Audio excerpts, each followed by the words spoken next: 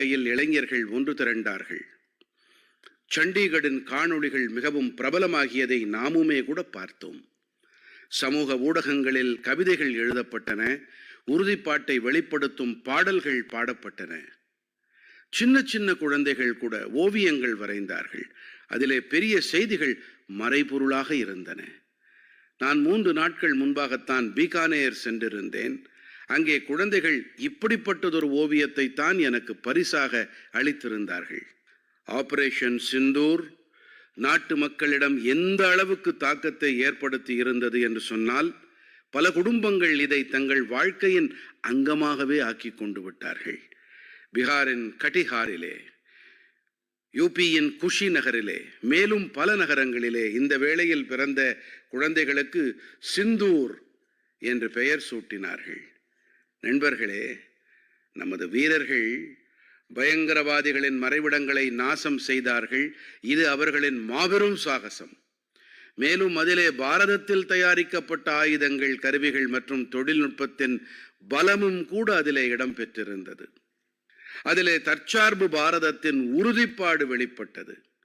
நமது பொறியாளர்கள், நமது தொழில்நுட்பவியலாளர்கள் என அனைவரும் இந்த வெற்றிக்கு வியர்வை சிந்தி இருக்கின்றார்கள். இந்த இயக்கத்திற்கு பிறகு நாடு முழுவதும் உள்ளூர் பொருட்களுக்கு குரல் கொடுப்போம் என்பதை முன்னிறுத்தி புதிய சக்தி வெளிப்படுகிறது. பல விஷயங்கள் மனதை தொடும் வண்ணம் இருக்கின்றது. ஒரு தாய் தந்தை இணை, இனிமேல் நாங்கள் எங்களின் குழந்தைகளுக்கு பாரதத்தில் தயாரிக்கப்பட்ட பொம்மைகளையே வாங்கி தருவோம், சிறுவயது முதற்கொண்டே தேசபக்தி தொடங்க வேண்டும் என்று சொன்னார்கள்.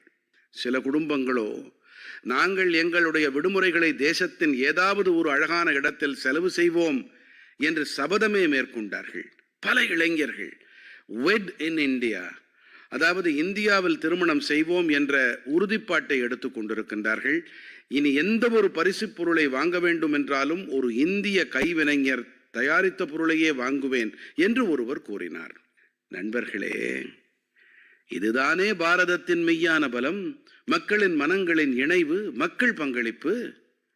நான் உங்கள் அனைவரிடத்திலும் வேண்டிக் கொள்ளுகிறேன், வாருங்கள், இந்த சந்தர்ப்பத்திலே நாம் உளவுறுதி பூணுவோம்.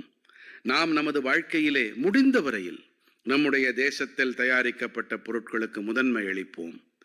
இது பொருளாதார தற்சார்பு தொடர்பான விஷயம் அல்ல. இது தேசத்தின் நிர்மாணத்தில் பங்களிப்பு பற்றிய உணர்வு. நமது ஒரு அடியெடுப்பு பாரதத்தின் முன்னேற்றத்தில் மிகப்பெரிய பங்களிப்பை அளிக்க முடியும்.